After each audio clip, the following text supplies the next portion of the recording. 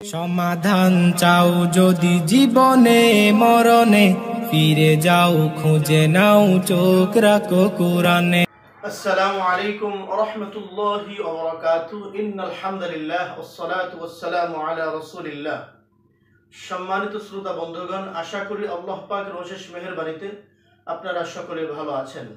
দূরে কিংবা কাছে, দেশে কিংবা প্রবাসে, যে যেখান থেকে এই মুহূর্তে আমার সাথে অংশগ্রহণ করেছেন, সকলকে জানাচ্ছি আন্তরিক মোবারকবাদ। প্রিয় ভিউয়ার্স, বরাবরের মতো আজকে আমি আপনাদের সামনে অতীব গুরুত্বপূর্ণ একটি বিষয় নিয়ে আলোচনা করার জন্য উপস্থিত হয়েছি। আমার আলোচনার বিষয়বস্তু হচ্ছে বদনজরে আক্রান্ত হওয়ার লক্ষণসমূহ। বদনজর এমন একটি মারাত্মক সমস্যা, কিন্তু আমাদের সমাজে এই বদনজরটাকে আমরা অত্যন্ত ছোট আকারে দেখে থাকি। বদনজরকে আমরা কোনো সমস্যাই মনে করি না, অথচ কোরআন ও হাদিস থেকে যতটুকু জানা যায়, বদনজরের যদি কেউ সিরিয়াসভাবে আক্রান্ত হয়ে যায়, বদনজরের ক্ষতিটা জিন ও জাদুর থেকে আরো মারাত্মক পর্যায়ে হয়ে থাকে। মানুষ এটাকে হালকাভাবে নিলেও এর ভয়াবহতা অনেক। বদনজরের প্রভাবে মানুষের জীবনে অসুস্থতা আসে, সৌন্দর্য বিলীন হয়, সংসারে অশান্তি, বিচ্ছেদ হয়, ব্যবসায় বিপর্যয় আসে, কর্মে অলসতা আসে, মানুষের মৃত্যু হয়। আর এর ভয়াবহতা হাদিস দ্বারাও প্রমাণিত।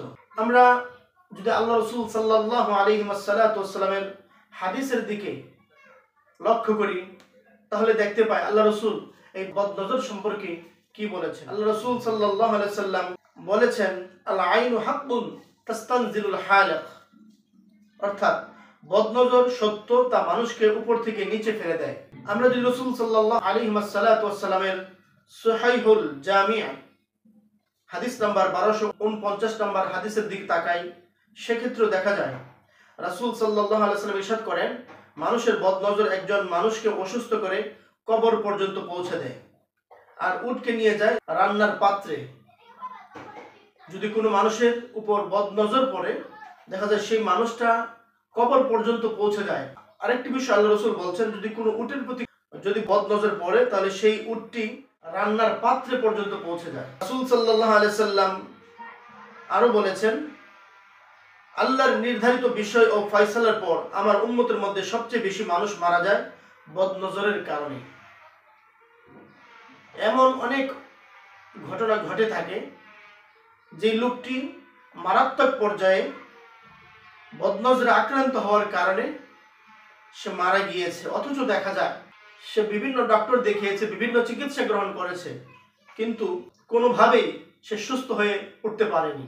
এর কারণ হচ্ছে তার শারীরিক যে সমস্যাটা সৃষ্টি হয়েছিল বদনজর কেন্দ্রিক। যদি তাকে বদনজর কেন্দ্রিক চিকিৎসা প্রদান করা হতো, অবশ্যই ওই লোকটা সুস্থ হয়ে যেত, যদি আল্লাহ সুবহানাহু ওয়া তাআলা তার হায়াত বাকি রেখে থাকতেন। আমরা যদি সহিহ বুখারী এবং মুসলিমের আরো একটি হাদিসের দিকে তাকাই, সেক্ষেত্রে দেখা যায় উম্মে সালামা রাদিয়াল্লাহু তাআলা আনহা থেকে বর্ণিত, রাসূলুল্লাহ সাল্লাল্লাহু আলাইহি সাল্লাম তার ঘরে এক মেয়ে শিশুর চেহারায় দাগ দেখেন। অর্থাৎ তার ঘরে একটি মেয়ে শিশু আসলো। মেয়ে শিশুটিকে রাসূল সাল্লাল্লাহু আলাইহি ওয়াসাল্লাম যখন দেখলেন, তিনি লক্ষ্য করলেন ওই মেয়ে শিশুর চেহারায় কিছু দাগ দেখা যাচ্ছে। মেয়েটিকে দেখেই আল্লাহ রাসূল বলছেন, এই শিশু মেয়েটির চেহারায় বদনজরের লক্ষণ দেখা যাচ্ছে। আল্লাহ রাসূল বললেন, আমরা তাকে ঝাড়ফুঁক করাবো। এই হাদিসটি সহিহ বুখারী এবং মুসলিমে এসেছে। এই বদনজরের কারণে মানুষের জীবনে অসুস্থতা নেমে আসে, সৌন্দর্য বিলীন হয়, সংসারে অশান্তি এবং সংসারে বিচ্ছেদ পর্যন্ত হয়ে যায়, ব্যবসায় বিপর্যয় আসে, কর্মে অলসতা আসে, মানুষের মৃত্যু পর্যন্ত হয়। আর এর ভয়াবহতা সম্পর্কে আমি যে আপনাদের সামনে আলোচনা করেছি, এই আলোচনার মাধ্যমে হাদিস দ্বারাও বদনজর সংক্রান্ত বিষয়টি প্রমাণিত হয়েছে। তো এই পর্যায়ে আমি আপনাদের সামনে বদনজরে আক্রান্ত হওয়ার কি কি লক্ষণ রয়েছে, যদি কোনো মানুষ, কোনো ব্যক্তি বদনজরে আক্রান্ত হন, আপনি কিভাবে বুঝবেন যে এই লোকটি বদনজরে আক্রান্ত হয়েছেন, আমি বদনজরে আক্রান্ত হওয়ার 16টি লক্ষণ আপনাদের সামনে উপস্থাপন করব ইনশাআল্লাহ। আমি আশা করি যদি 16টি লক্ষণ সম্পর্কে আপনারা সচেতন হতে পারেন, যদি আপনার বাস্তব জীবনে কখন আপনি বদনজরে আক্রান্ত হয়ে যান, তখন আমার এই লক্ষণগুলো যদি আপনার সাথে মিলে যায় আর যদি আপনি সেই সাথে সতর্ক হতে পারেন এবং উপযুক্ত চিকিৎসা গ্রহণ করতে পারেন, অতি দ্রুত সময়ের মধ্যেই আপনি এই বদনজর সংক্রান্ত সমস্যা থেকে উঠে আসতে পারবেন ইনশাআল্লাহ। বদনজর এটা দুই ভাবে হতে পারে। কোনো মানুষের মাধ্যমেও বদনজরে আপনি আক্রান্ত হতে পারেন, অথবা কোনো জিনের মাধ্যমেও আপনি বদনজরে আক্রান্ত হতে পারেন। তো আজকে আমি আপনাদের সামনে যে বিষয়টি আলোচনা করব, আমার আলোচনার বিষয়বস্তু হচ্ছে কোনো মানুষের মাধ্যমে যখন আপনি বদনজরে আক্রান্ত হবেন, মানুষ কেন্দ্রিক বদনজরে আক্রান্ত হলে একজন রোগীর মাঝে কি ধরনের লক্ষণ দেখা দিতে পারে সেই বিষয়গুলো আমি আলোচনা করব। বদনজরে আক্রান্ত হওয়ার 1 নাম্বার লক্ষণ হচ্ছে শরীরে সাধারণত দুর্বলতা থাকা, ক্ষুধা হ্রাস এবং বমি বমি ভাব হওয়া। 2 নম্বর লক্ষণ হচ্ছে চেহারাতে ফ্যাকাশে ভাব চলে আসা, চেহারা হলুদ হয়ে যাওয়া, চেহারা ধূসর রং ধারণ করা। 3 নম্বর লক্ষণ হচ্ছে স্থায়ীভাবে উচ্চ শারীরিক তাপমাত্রা, জ্বর থাকা। 4 নম্বর লক্ষণ হচ্ছে কোনো কারণ ছাড়াই কান্নাকাটি করা। বদনজরে আক্রান্ত হওয়ার 5 নম্বর লক্ষণ হচ্ছে ব্যক্তি ঘুমাবে, সে মনে করবে সে ঘুমিয়ে আছে, কিন্তু ঘুমের মাঝেও সে অনুভব করবে সে জাগ্রত।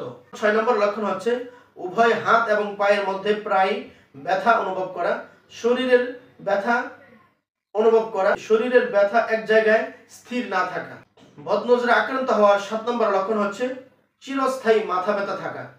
যে সকল ব্যক্তিগণ বদনজরে আক্রান্ত হবেন আর তাদের যদি মাথা ব্যথা থাকে আর সেই মাথা ব্যথা যদি চিরস্থায়ী হয়, তাহলে অবশ্যই বুঝতে হবে তার এই মাথা ব্যথাটা বদনজর কেন্দ্রিক হওয়ার সম্ভাবনা রয়েছে।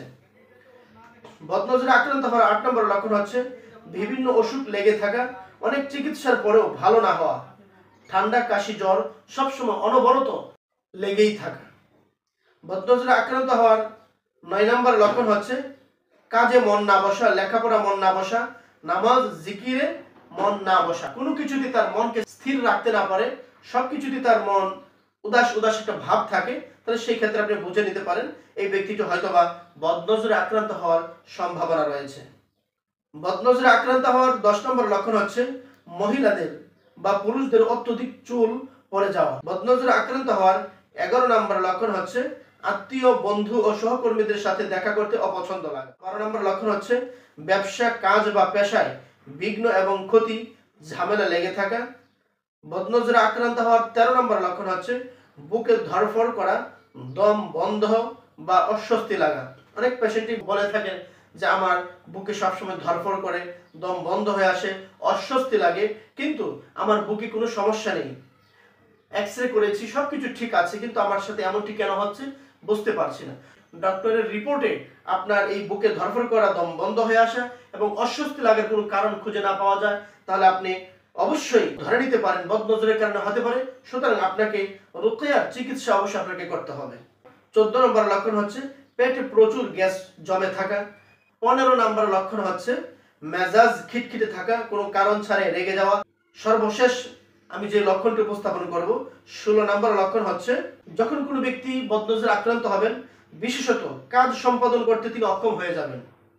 দেখা যায় আগে তিনি প্রচুর পরিমাণে কাজ করেছেন বা কাজ করতে পেরেছেন, এখন কাজ করতে গেলে কাজে এলোমেলো হয়ে যায়, কাজে ঝামেলা বেঁধে যায়, কাজ ঠিক মতো করতে পারছেন না, সাজিয়ে গুছিয়ে তিনি কাজটা শেষ পর্যন্ত নিতে পারছেন না। যদি কোনো ব্যক্তির ক্ষেত্রে এ জাতীয় সমস্যা দেখা যায় যে কাজ করতে গেলে তিনি অত্যন্ত অলস হয়ে পড়েন অথবা সেখান থেকে অসুস্থ হয়ে পড়েন, যদি বিষয়টি এমন হয়, তাহলে আপনি ধরে নিতে পারেন তিনি বদনজরে আক্রান্ত হয়েছেন, আর বদনজরে আক্রান্ত হওয়ার কারণে তার মাঝে এ জাতীয় সমস্যাগুলো দেখা দিচ্ছে। এখন প্রশ্ন হচ্ছে বদনজরে আপনি কেন আক্রান্ত হবেন? বদনজরে আক্রান্ত হওয়ার কারণ হচ্ছে আমাদের সমাজের অনেক মানুষ আছে যারা আপনার ভালো দেখতে পারে না। আপনি ভালো ব্যবসা করছেন, আপনি ভালো একটা চাকরি করছেন, আপনার চেহারা সুন্দর, আপনার সংসারকে নিয়ে সুন্দরভাবে চলছেন, আপনার স্ত্রীর সাথে আপনার ভালো একটা সম্পর্ক আছে, আপনার ছেলে মেয়ে সবাইকে নিয়ে সুখের একটি সংসার আপনি পরিচালনা করছেন। এই যে আপনার ভালো দেখে যখন কোনো মানুষ হিংসায় আপনার ক্ষতি তার মনে মনে কল্পনা করে, আপনার সৌন্দর্য, আপনার বিজনেস, আপনার চাকরি বাকরি সবকিছুতেই এই বদনজর লাগতে পারে। যখনই দেখা যাবে আপনার দৈনন্দিন জীবনে ভালো কিছু দেখে যখন অপর কোনো ব্যক্তি আপনার প্রতি হিংসা করবে, ঈর্ষান্বিত হয়ে, তখন দেখা যায় তার মনের ভিতরে সে যেই আপনার ব্যাপারে খারাপ আশাগুলো করে থাকে, এই আশার প্রভাবগুলো যখনই আপনার মাঝে লক্ষ্য করা যাবে, তখনই দেখা যাবে যে আপনি যদি সুস্থ স্বাভাবিক হয়ে থাকেন, আপনি অসুস্থ হয়ে যাবেন।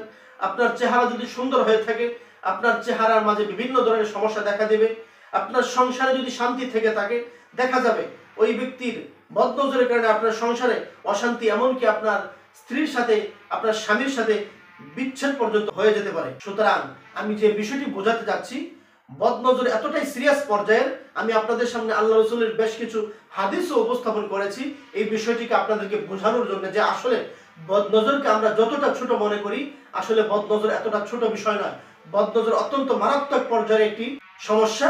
সুতরাং এই সমস্যায় যখনই আমরা কেউ আক্রান্ত হব বা মনে হবে যে আমার বদনজর আক্রান্ত আমি হয়েছে কিনা, যখন আপনার মাঝে এরকম ধারণা আসবে, অবশ্যই আপনি একজন অভিজ্ঞ মুদাব্বির, অভিজ্ঞ চিকিৎসক, যিনি এই বদনজর সম্পর্কে অভিজ্ঞতা অর্জন করেছেন, যার মাধ্যমে হাজারো রোগী, বদনজর আক্রান্ত রোগী সুস্থ হচ্ছেন, তার যশ খ্যাতি রয়েছে, এমন একজন মুদাব্বির চিকিৎসককে খুঁজে বের করে যখন আপনি চিকিৎসা গ্রহণ করবেন, কোন কোন পয়েন্টে আপনার বদনজর হয়েছে, আপনার বদনজরটা কিভাবে কাটাইতে হবে, তার যদি অভিজ্ঞতা থাকে, অবশ্যই তিনি যখন তার অভিজ্ঞতার আলোকে আপনাকে দেখবেন, অতি অল্প সময়ের মধ্যে আপনি সুস্থ হয়ে যাবেন ইনশাআল্লাহ।